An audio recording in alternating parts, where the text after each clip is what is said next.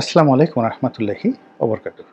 সম্মানিত দর্শক, 2025 সনের ডিসেম্বর মাসে আমাদের জাতীয় নির্বাচন হবে এবং এই বিষয়ে বিএনপি প্রায় শতভাগ শক্তি নিয়োগ করে তাদের যত রাজনৈতিক কৌশল রয়েছে সেই কৌশল দিয়ে সরকারের উপর চাপ সৃষ্টি করে চলেছে।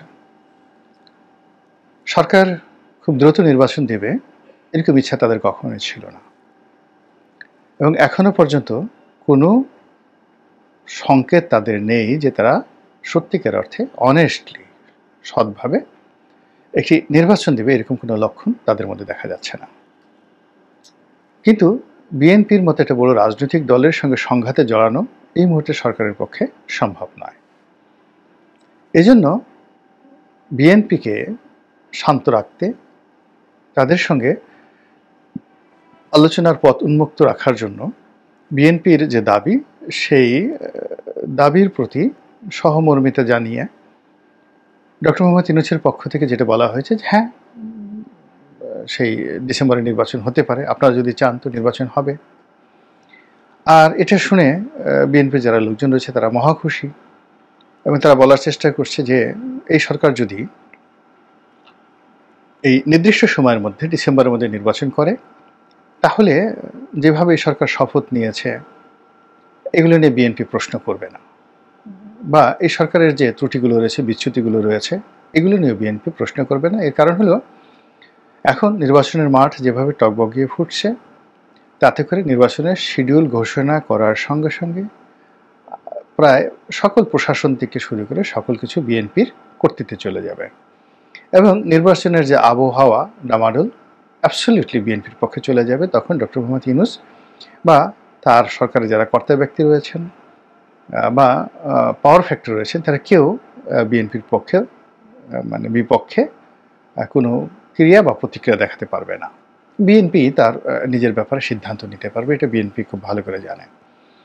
এই জন্য বিএনপি সেটা চেষ্টা করে যাচ্ছে। অন্যদিকে সরকার তার পরিণতি খুব ভালো করে বুঝতে পারছে যে তারা যদি কোনো অবস্থাতে ফেল করে, তাদেরকে যে তারা যেভাবে ক্ষমতা এসেছে এবং ইতিমধ্যে তারা যে সকল সঙ্গী সাথী জুটিয়ে ফেলেছে এবং ইতিমধ্যে তারা যে সকল কর্মকাণ্ড করে ফেলেছে, এ সকল কর্মকাণ্ডের কড়ায় গণ্ডায় যদি হিসাব নেওয়া হয়, চুলচেরা বিশ্লেষণ করা হয়, তাহলে এখন যারা আছে তাদের যে আগামী দিনের পরিণতি, সেই পরিণতিটা কতটা নির্মম, নিষ্ঠুর, ভয়াবহ অথবা জান্নাতের সুবাতাসের মতো বা জান্নাতি ফুলের মতো সুভাষময় হতে পারে, এটি তারা বোঝেন, চিন্তা করেন এবং ঘামান। আর এই ঘামানোর কারণে কি হচ্ছে, এমন কতগুলো বিষয় তারা তৈরি করে ফেলেছে যে বিষয়গুলো নিয়ে জনমত, যে বিষয়গুলো নিয়ে আমলাতন্ত্র, যে বিষয়গুলো নিয়ে বিচার বিভাগ এবং অনেকগুলো পক্ষ বিপক্ষ, দেশি বিদেশি সংস্থা নানা রকম প্রতিবন্ধকতা, তর্ক বিতর্ক শুরু করেছে এবং যা কিনা আলটিমেটলি ডিসেম্বরের নির্বাচনকে একেবারে শতভাগ অনিশ্চিত করে তুলেছে।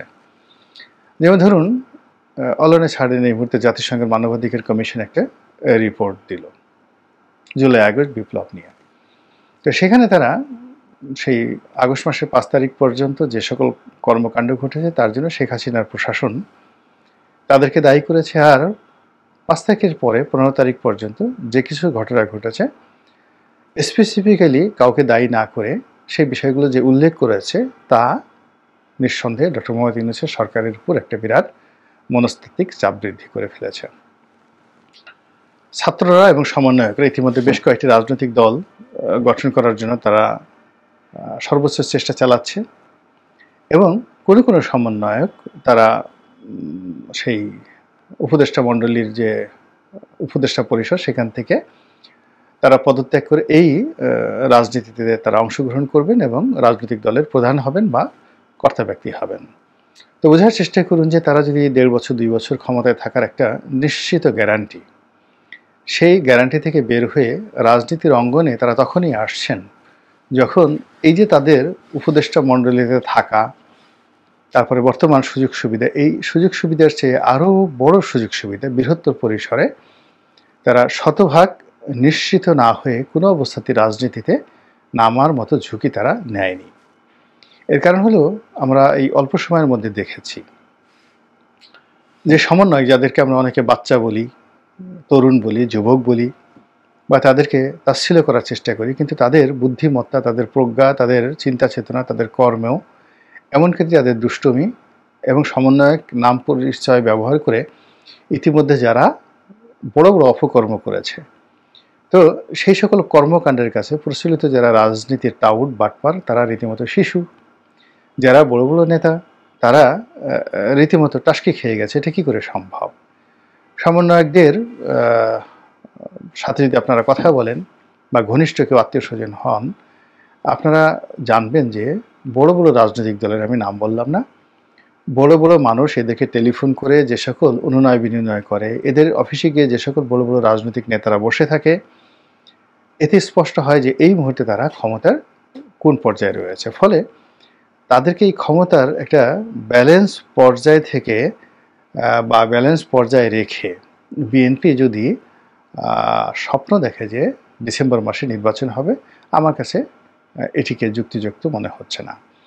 আমার কাছে মনে হচ্ছে যে সমন্বয়ক সহ জামাত সহ জামাতের অন্যান্য যারা বন্ধু বান্ধব রয়েছেন, তারা যতক্ষণ পর্যন্ত তাদের শ্বাস প্রশ্বাস রয়েছে ততক্ষণ পর্যন্ত চেষ্টা করবেন সংস্কারগুলো সমাধান করার জন্য।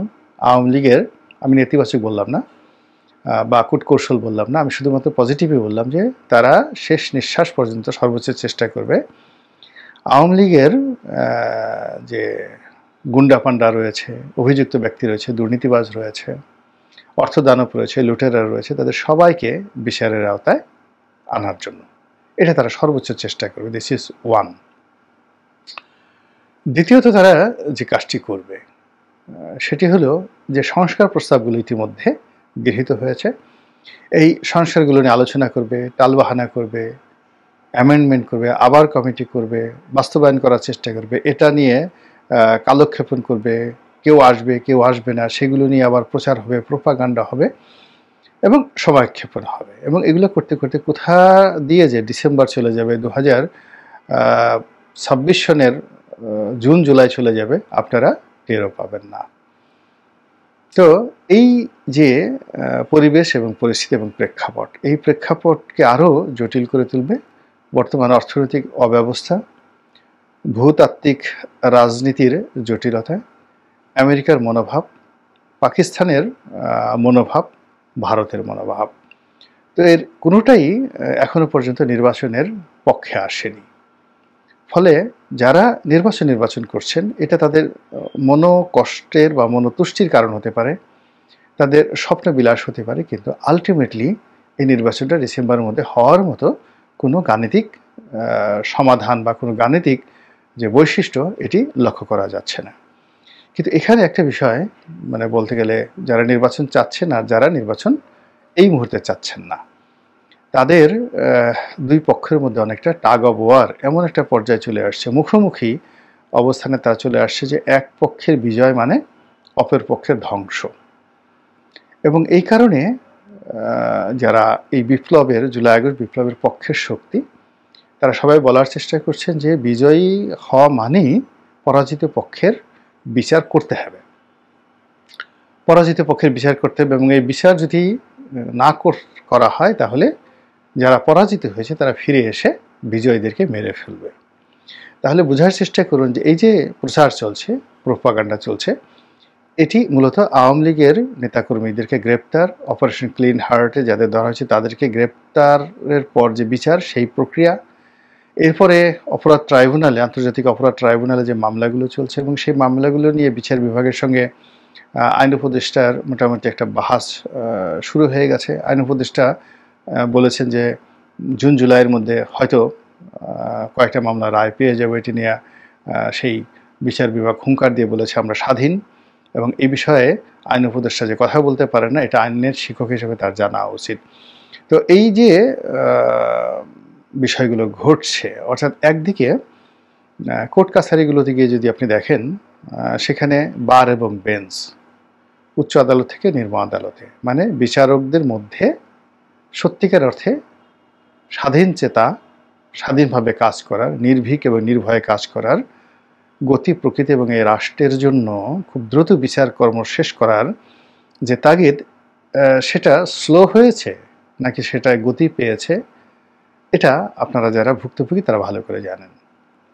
2 নম্বর হলো বারে, অর্থাৎ উকালতিতে যারা জড়িত আছেন, পেশায় জড়িত আছেন, এখানে এই মুহূর্তে যা কিছু ঘটছে, বিএনপি এবং জামাতপন্থী যারা আইনজীবী রয়েছেন তাদের এই মুহূর্তে যে অবস্থান বা তাদের যে রমরমা ভাব, এবং পুরো আইন আদালত থেকে আওয়ামী লীগ এবং তাদের যারা সহযোগীরা যেভাবে বিতাড়িত হয়েছেন, তো সেই শূন্যতা দ্বারা একটা পরিপূর্ণ স্বাধীন বিচার ব্যবস্থা সম্ভব কিনা এটা আপনারা নিজেরাই ভালো করে বুঝতে পারবেন। এরপরে ধরুন এটা একটা সমস্যা, আমি একটা হোলের কথা বললাম বিচার বিভাগের। দ্বিতীয়ত হলো যে সচিবালয়ের মধ্যে একটা বিরাট আতঙ্ক কাজ করছে। এখানে অনেকের চাকরি যাচ্ছে, অনেকের চাকরি যাবে, অনেকে গ্রেপ্তার হচ্ছেন না, কিন্তু পুলিশে অনেকে গ্রেপ্তার হয়েছেন। এসপি পর্যায়ের কর্মকর্তাদেরকে গ্রেপ্তার করে নিয়ে আসা হচ্ছে, ডিআইজিদেরকে গ্রেপ্তার করে নিয়ে আসা হচ্ছে। তো এই জিনিসগুলো পুলিশ বাহিনীর মধ্যে রীতিমতো ভীতি ছড়িয়ে পড়েছে।